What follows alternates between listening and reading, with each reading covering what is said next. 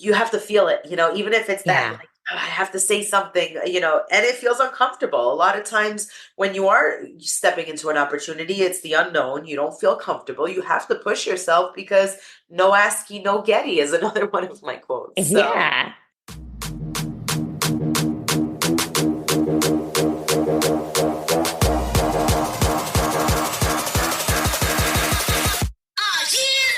Welcome to Suburban Warrior, the podcast that will impact, inspire, and empower you to transform your mindset and become the badass warrior that you are. I'm your host and fellow warrior, Chrissy Pfeiffer, former clinician and corporate marketing exec turned multi-passionate entrepreneur, performance and life coach, and mom to 4 not-so-little warriors.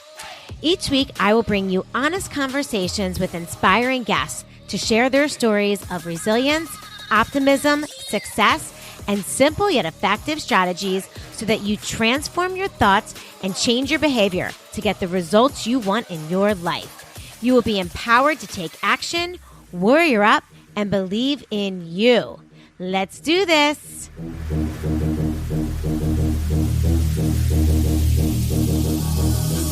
What's up, warriors? Welcome back to another episode of the Suburban Warrior Podcast. I am your host, Chrissy Pfeiffer, and you guessed it, I am back this week with another badass suburban warrior here to share her story with us. And I'm really excited to get right into it. This week, I have on the podcast Chrissy Grigoropoulos, and she is a highly respected attorney. She is the founder of the Grigoropoulos Law Group and author. Her new book, Lady Shark, How to Become a Millionaire in Your 30s, arrives on bookshelves June 11th and offers a roadmap to overcoming chronic self-doubt and achieving personal and financial freedom by challenging conventional wisdom and emphasizing authenticity, resilience, and strategic savvy over traditional paths to success. Today, we're going to talk all things about resilience, determination, strategic thinking, and she's going to share her story with us. So welcome to the podcast, Chrissy. thanks so much, Chrissy. That sounds so fun. I love your I name. love it. Now, Thank I you for don't meet having too me. many Chrissies these days, so No, it's you always don't, or it's usually short for something. exactly. Well, I am short for Christine, but when Okay, people call me Christine, I'm like, who's that? right? You look Just around. because, yeah, exactly. So, welcome to the podcast. I'm so excited to hear your story, talk about the new book, to hear how you got to where you are.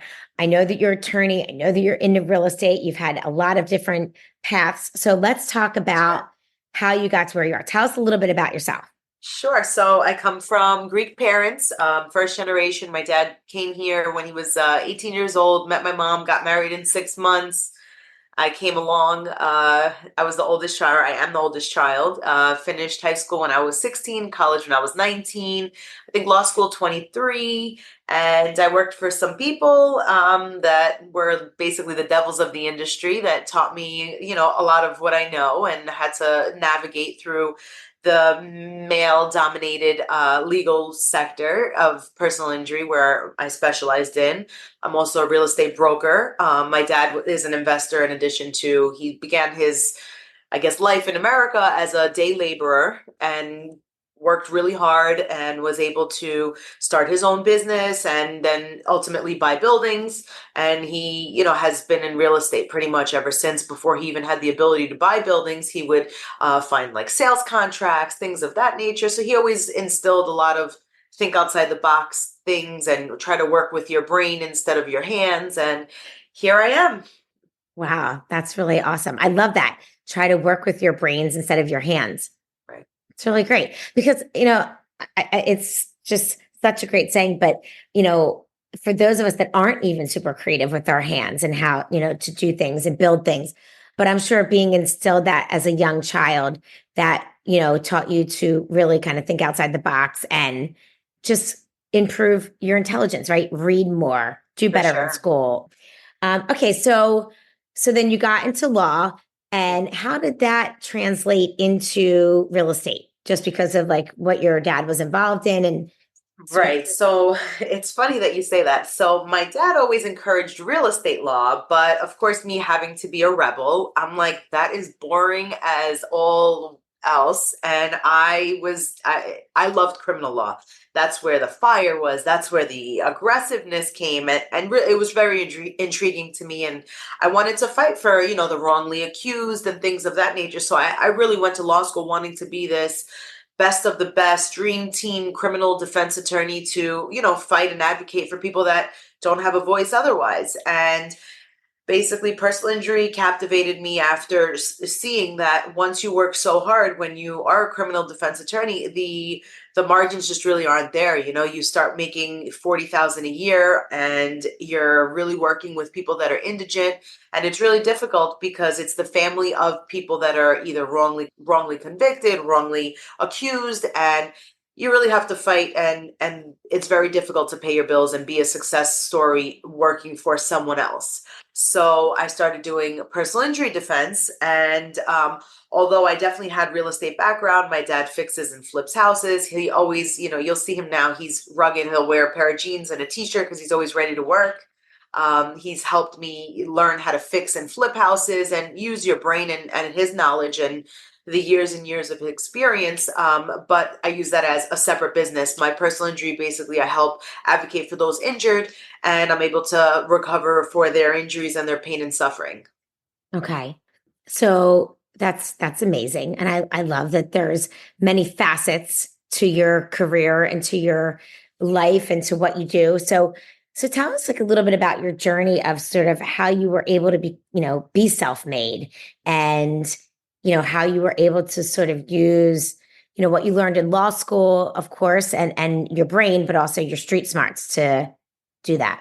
For sure. My mom was pretty much a stay-at-home, so I knew it was very difficult for her as far as security and having to rely on my father. And my parents both always encouraged me to be independent. And for me, it just was a fire inside that I always wanted backup plans and to find something else. Law was something, my dad had an experience where one of his homes, his rental homes, got on fire, and they thought that it had something to do with arson. So I talk about it in my book, but that's really what identified what I wanted to do, because I was very close, obviously, with my parents growing up. I was about 5, 6 years old, going with my father to a deposition, and, he was just complaining about having to be there and the attorney charging so much. And my dad was never, my dad came here with nothing. So my dad always was a working man. And I'm like, well, what do lawyers do? He was like, they fight all day and they make a lot of money. I'm like, oh, that sounds like a great idea. So honestly, as adolescent as that sounds, that's really the seed where it all began at a very young age. So I knew that having to go to law school would take a very long time, 4 years of college, typically 3 years of law school. And I wanted to be on the fast track. So I ended up finishing high school a year early, finishing college a year early, because I knew I wanted to get through it and just get that degree and be done with school. I wasn't ever the biggest fan of school, although I did well. So that was the beginning of the fire and the journey. So I had what I thought was a destination, but it was really a never-ending journey instead. Yeah. So that never ending journey led you to, you worked for a law firm after law school and then decided to start your own personal injury So firm. yeah, I began working for law firms even before law school. In high school, I started working when I was like 13 years old. I worked at supermarkets. I worked at bagel stores. I always wanted, like I said, independence. And my parents weren't really, they weren't well off. So if I wanted extra, everyone would get their couple pairs of shoes for the school year and a few outfits. But I grew up in Queens and I really wanted nice sneakers and things of that nature. So Yeah. my parents were like, well, you work hard and you can buy what you'd like. They instilled in the 1/3 of what you make you can use, and 2/3 go in the bank. So that helped, give me the basis or the foundation of why it was so important to start saving.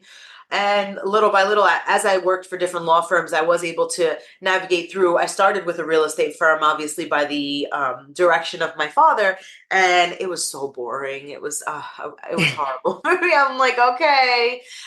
So that kind of directed me into finding something better. And I wasn't able to get into a law school in New York. It was a struggle for me because I was very young.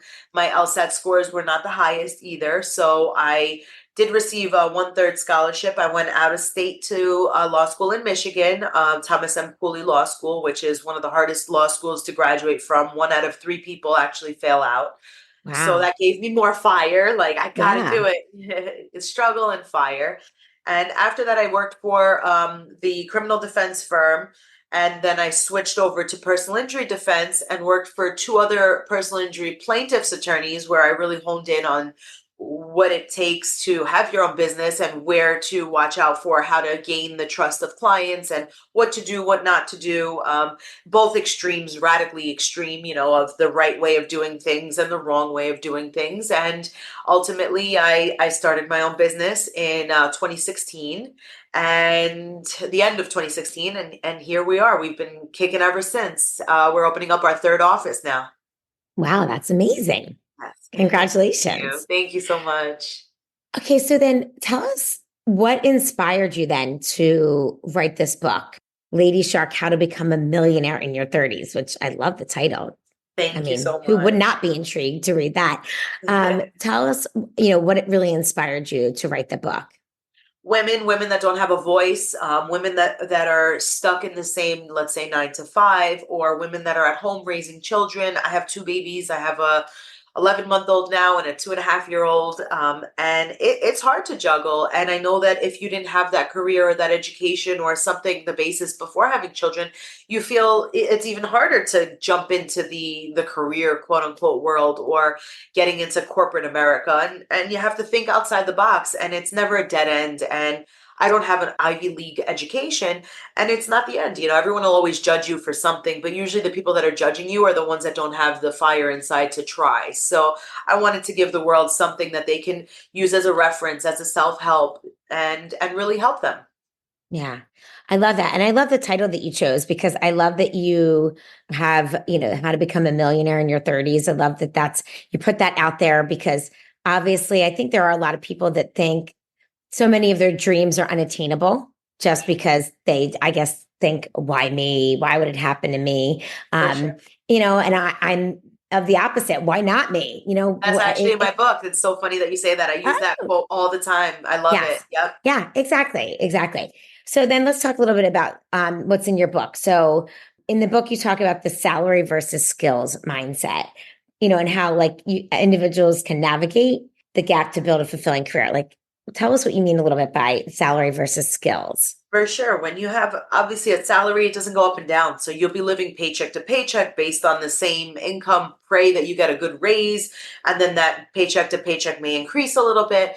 But when you have a skill set, it could be anything. It could be you're great at making gift baskets. You go to the dollar store, you go to, a Five Below store, something of that nature. Get a bunch of different things that are theme based, make an Instagram page and push it. You can, the ballooning people that have a business for birthday parties to make balloons. I can't tell you how many of those. The charcuterie boards, those are all skills that you're able to do it on your own time, on your own schedule, have your family, and as much as or as little as you'd like to supplement your income or hopefully grow the baby. I call the businesses in my book, when you have a new business, it's your baby. My law group was my first baby that I've ever had. You have to nurture it. They're very, very non-independent when you first begin them. So you Sure. need to baby them and really feed them. And when, we're talking about salary versus skill, you can use your skills. If you're a great organizer, it doesn't even take goods, actually. You can go and organize people's homes at night on the weekends and build the business and build your clientele before, let's say, ditching your 9 to 5, if that's your prerogative. Yeah. Yeah, no, I think that's a great idea. And I think so many people have amazing skill sets. I mean, so many women that I know have these amazing skill sets of talents, hobbies, things For that they sure. can do. And I just think that there's a little bit of a fear-based mentality about oh, well, I could never ask someone to pay me for this, or I could never turn this into a career, because of whatever fear-based logic is, controlling their thinking. But I think when you sort of allow yourself to expand your thinking and come at those thoughts from a place of, yes, I can, all of a sudden For sure. and who knows what it would end up being, right? A lot of times we start on down a path and end up in a very different place, but it's really about the courage to just start somewhere. Exactly. Yeah, baby step it. You got to baby step your way.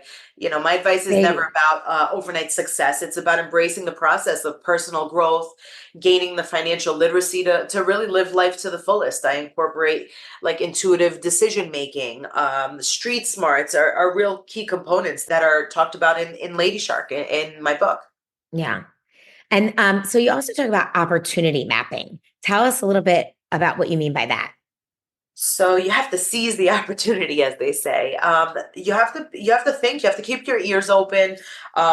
It brings me to my book again. One of the examples that I gave. I'm in the middle of getting my eyelashes done, and my eyes are closed. I have no idea what's going on. The woman next to me is also getting her eyelashes done, speaking to the eyelash tech, and she's talking about how she's a architect company's recruiter.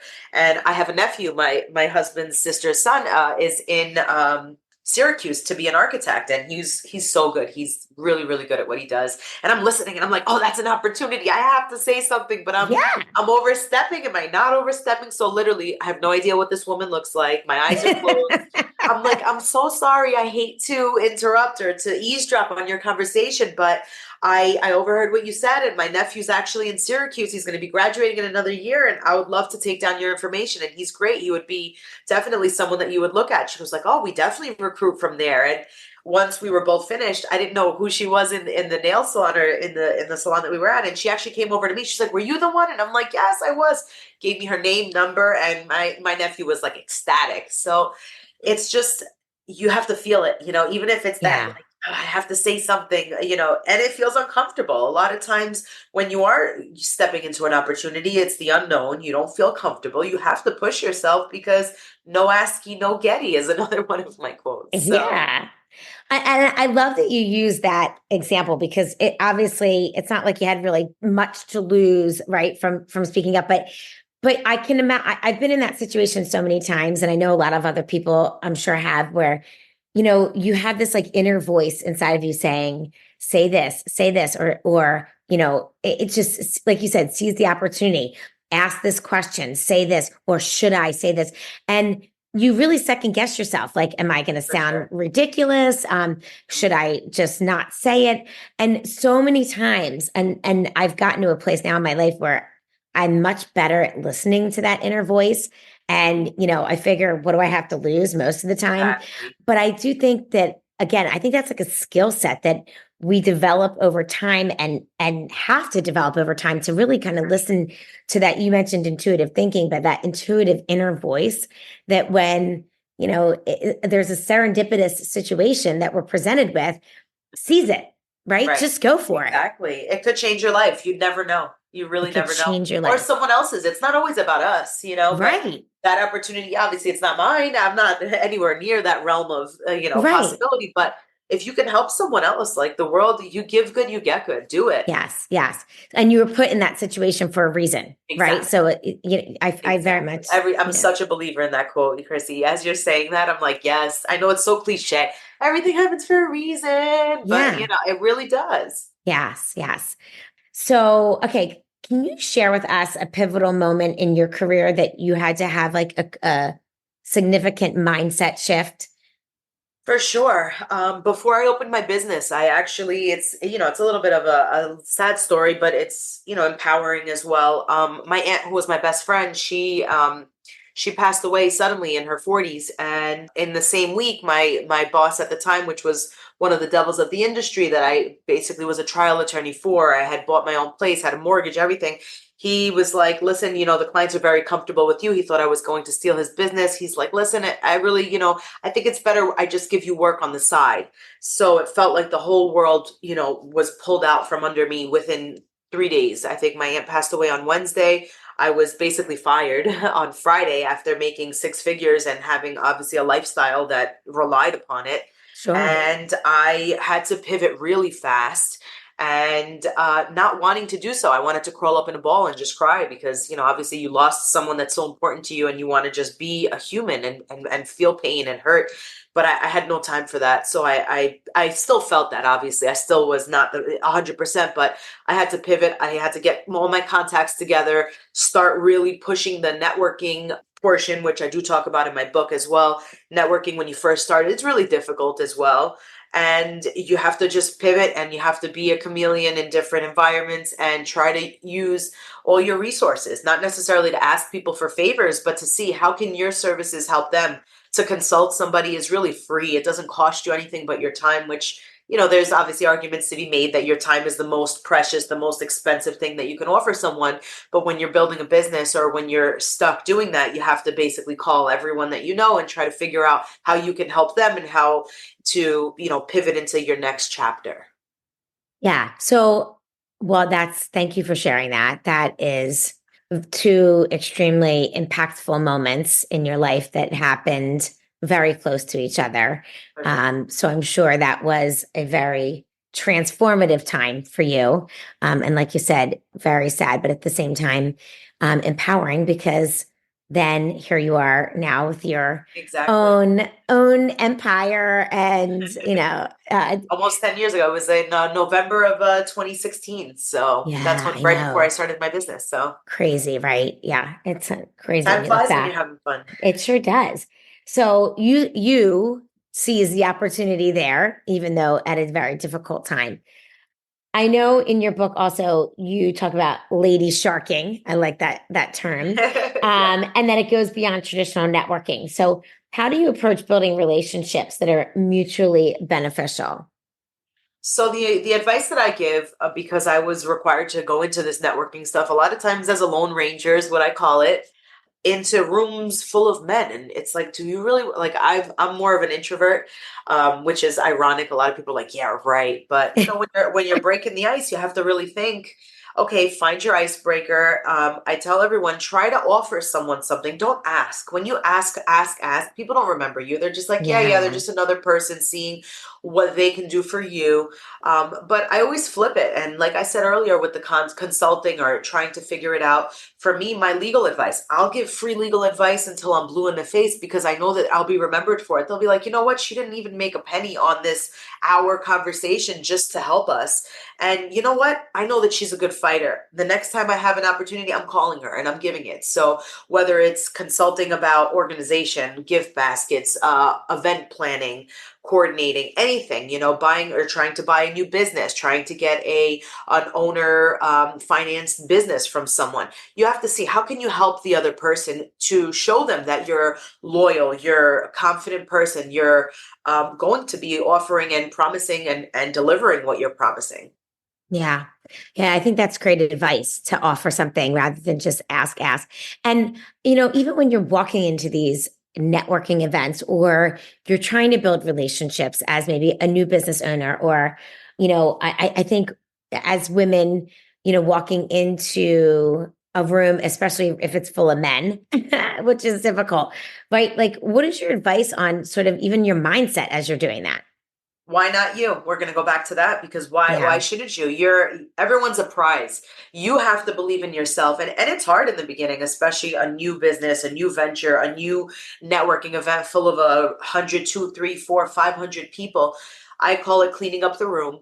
Go in there, you have a purpose, and guess what? They have a purpose too. So depending on your business, figure out your icebreaker. My networking really began in the personal injury. So I would go into the room and my icebreaker was, are you a doctor or a lawyer? And if it wasn't one of those, who cares? It didn't matter because that was my icebreaker and I was confident enough that I went over to them. And a lot of times men feel the same exact way. It doesn't matter what you are, even a lady shark. It could be a man, it doesn't have to be a woman, but it's just someone that has the fire inside to step outside of their comfort zone and go get what the world has. Because if you stay in your house and just say, how can I get this? Or I really want this. And it's never going to come to you. So you Yeah. really want to go out there and get it. And I do say fake it till you make it. I know that some people like it, some people don't. Don't be fake. You always want to be authentic, but you have to fake believing in yourself, even if you're insecure or you're not sure of yourself. Go out there and people give you credit for your confidence. And that's the first step. Yeah.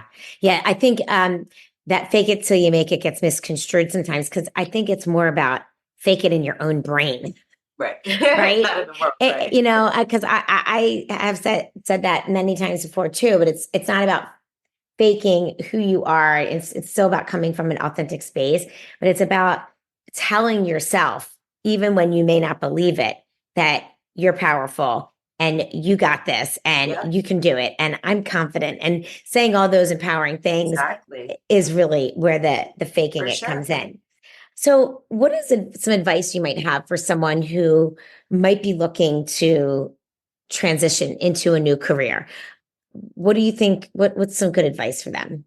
I would definitely research first. Sometimes people have this fantasy idea about a certain thing. Before you jump into something, to make sure you know what you're talking about.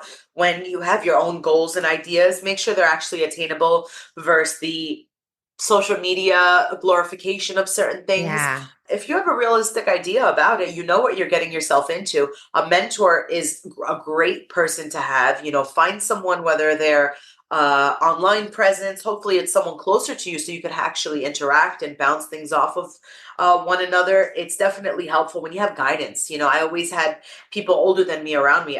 Like I said earlier, I always was younger in finishing college and high school and things of that nature. So I was lucky to have people older, more experienced to tell me, don't do this or try not to do this or this.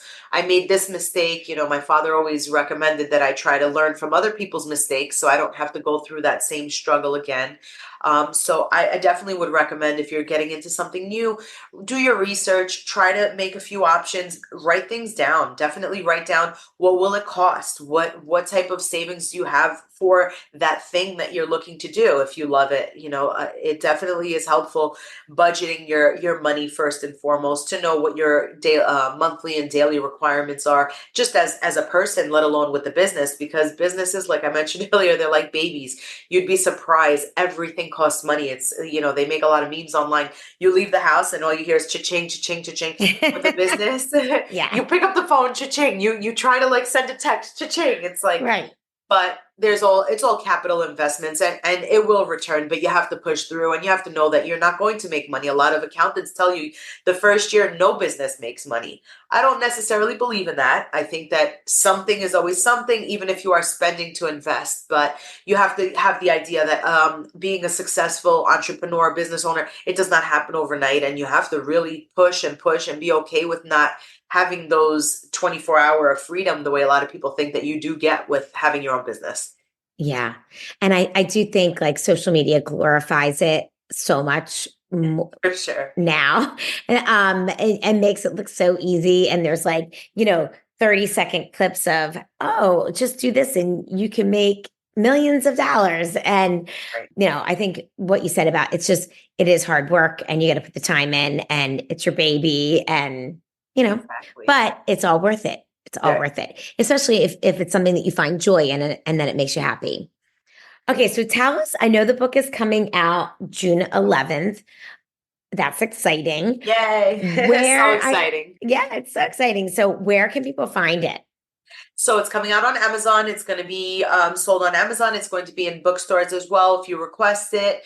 We're just trying to push it through. We're having a pre-order on my website shortly. It's actually getting put up now. So we're just trying to push it out as much as possible for just to share the word. We're going to have Kindle opportunities for people to add that to their phone. I'm going to be doing an audio book for people that want to listen to it in the car. I'm an audio booker versus a actual reader. Yeah, I'm always on the go. I love audiobooks. I tell people, like, I same. don't really read books per se, but I read books. So Yes, you're it's definitely consuming helpful them. for, yes, Yes. exactly. Yeah. Okay, great. Well, that's super exciting. And where else can my listeners find you? My Instagram is Chrissy G Official. I'm always happy to be a helpful hand and answer any questions or run by, any ideas that anyone might have. I've had a lot of help along the way from, people that I call mentors, from strangers alike, but no asking, no getty. So I always try to open myself up. Obviously, I'm a New York based attorney. So if anyone's ever in an accident, we do all types of accidents. We really try to help our clients get to the best position physically that they were from, as they were before the accident, and really try to get them to recover for their pain and suffering and any lost money that they have had, unfortunately, based on the accident. Okay, well, that's amazing. And thank you so much for offering that, offering yourself up for if anyone has questions or anything, because you are an amazing resource. And so I would, I appreciate that. Not So everyone much, does that. Chrissy. You're And awesome. I love that no asking, no getting. I'm gonna have to start saying Yes. that. That's great. You should. Well, we will make sure that we link your book and your Instagram and everything in the show notes so that people can certainly find you. I want to thank you so much for being on Suburban Warrior today. It was really awesome to hear your story, and I am so happy for all of your success. But it's obvious that you've worked really hard for it. So thank you for sharing all of your lessons in your new book, Lady Shark. Thanks so much for having me, Chrissy. Yeah, absolutely. All right, guys. Well, thank you so much for listening this week to Suburban Warrior. We will be back next week with another Suburban Warrior here to share her story. Until then, I hope you have a great week. Be sure to leave us a review in the comments, and you can always find me on Suburban Warrior on Instagram, TikTok, and YouTube. Talk to you guys next week.